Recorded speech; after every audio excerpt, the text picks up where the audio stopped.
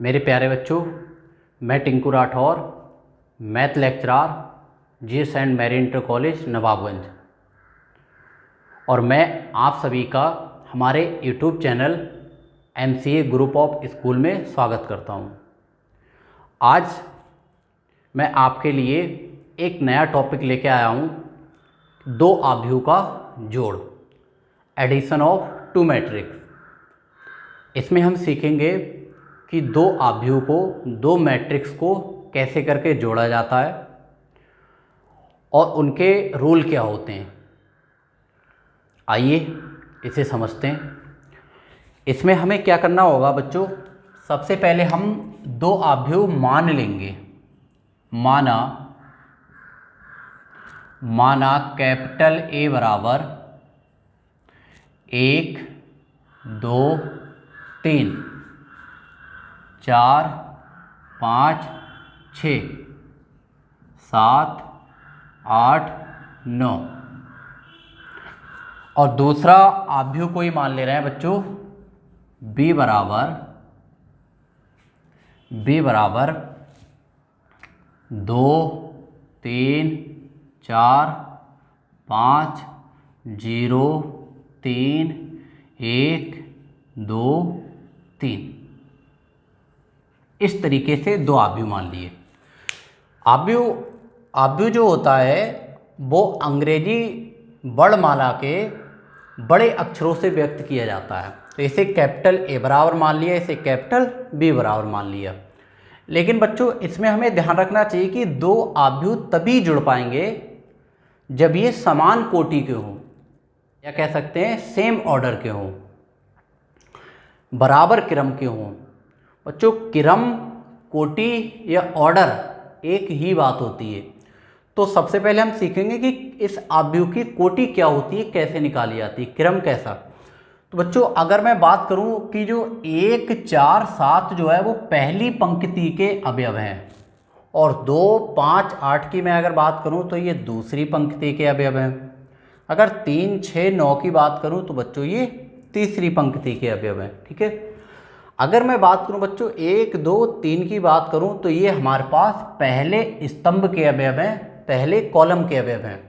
अगर मैं इसकी 4, 5, 6 की बात करूं तो ये दूसरे कॉलम के अवयव हैं, दूसरे स्तंभ के अवयव हैं। और 7, 8, 9 की बात करूं तो ये तीसरे स्तंभ के अवयव हैं। तो बच्चों यहाँ से हमने सीखा कि पंक्ति क्या होती हैं और स्तंभ क्या होते हैं। जो क्षैतिज होते हैं वो तो पंक्ति होती हैं, और जो ऊर्ध्वाधर होते हैं उन्हें क्या कहते हैं, स्तंभ कहते हैं। ठीक है। इसी तरीके से बच्चों इस आव्यूह को समझते हैं। 2, 5, 1 पहली पंक्ति के अवयव हैं, 3, 0, 2 दूसरी पंक्ति के अवयव हैं, 4, 3, 3 तीसरी पंक्ति के अवयव हैं। अगर मैं बात करूं 2, 3, 4 की तो ये पहले स्तंभ के अवयव हैं। 5, 0, 3 की बात करूं तो ये दूसरे स्तंभ के अवयव हैं। 1, 2, 3 की बात करूं तो ये तीसरे स्तंभ के अवयव हैं। तो ये तो हमने सीख लिया कि पंक्ति क्या होती है और स्तंभ क्या होते हैं। अब सीखते हैं इनका क्रम कैसे निकालते हैं। तो बच्चों क्रम हमेशा जो होता है वो रो बाई कॉलम होता है, रो बाई कॉलम। पहले रो को देखते हैं, उसके बाद में कॉलम को देखते हैं। तो इसमें रो कितनी है बच्चों, 1, 2, 3 रो। तो इसमें रो कितनी है बच्चों, 3। तो पहले हम लिखते हैं रो को, फिर लगाते हैं मल्टीप्लाई का साइन, इसे पढ़ते हैं बाई। अब देखते हैं कॉलम कितने हैं इसमें, 1, 2, 3 3 कॉलम है। तो इसका मतलब ये हुआ बच्चों कि इस आव्यूह का जो क्रम है, जो कोटि है, जो ऑर्डर है वो 3/3 है। इसी तरीके से बच्चों अगर हम इसकी कोटि निकालें, इसका क्रम निकालें, तो क्रम कैसे निकालेंगे। पहले तो देखेंगे इसमें पंक्ति, तो पंक्ति कितनी है, 1, 2, 3। तो इसका मतलब पंक्ति इसमें 3 है। तो पहले पंक्ति को लिखते हैं, फिर मल्टीप्लाई का साइन।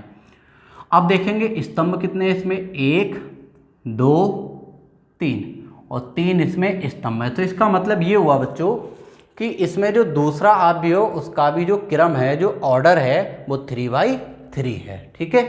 तो अब इन्हें जोड़ने से पहले हमें एक बात ये ध्यान रखना चाहिए कि इस आव्यूह का क्रम और इस आव्यूह का क्रम बराबर होना चाहिए, तभी दो आव्यूह जुड़ सकते हैं, वरना नहीं जुड़ सकते। तो इस आव्यूह का जो क्रम है वो 3/3 है।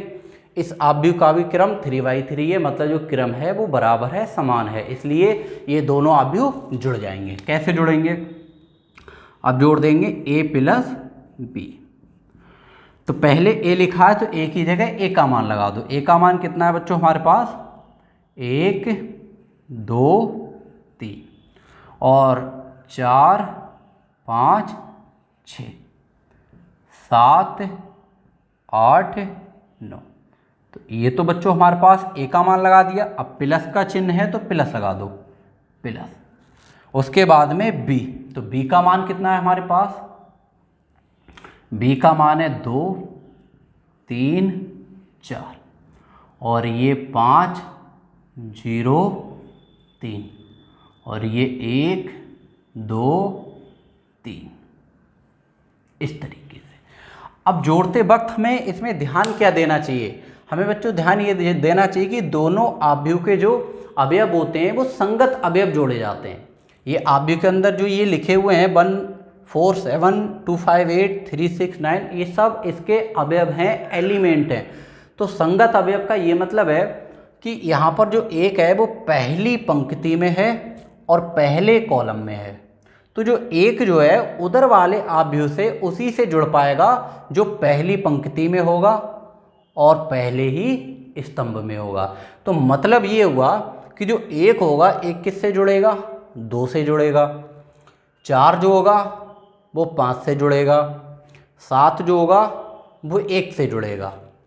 2 जो होगा यहाँ पर वो 3 से जुड़ेगा, क्योंकि 2 के जो संगत अवयव है दूसरे आव्यूह में वो 3 है, क्योंकि 2 हमारा दूसरी पंक्ति में है और पहले स्तंभ में है, और 3 भी दूसरी पंक्ति में है और पहले स्तंभ में है। संगत का ये मतलब होता है। और 5 किससे जुड़ेगा? 0 से, और 8 किससे जुड़ेगा? 2 से। इसी तरीके से 3 जुड़ेगा 4 से, 6 जुड़ेगा 3 से और 9 जुड़ेगा 3 से। तो ये हमारे इस तरीके से संगत अवयव जोड़े जाते हैं। इन्हें जोड़ के देखते हैं। तो जब जोड़ेंगे बच्चों तो ये कैसे करके आ जाएगा कि 1 में जोड़ेंगे 2 को तो ये कितना हो जाएगा? 3। इसी तरीके से 4 और 5 कितना हो जाएगा? 9।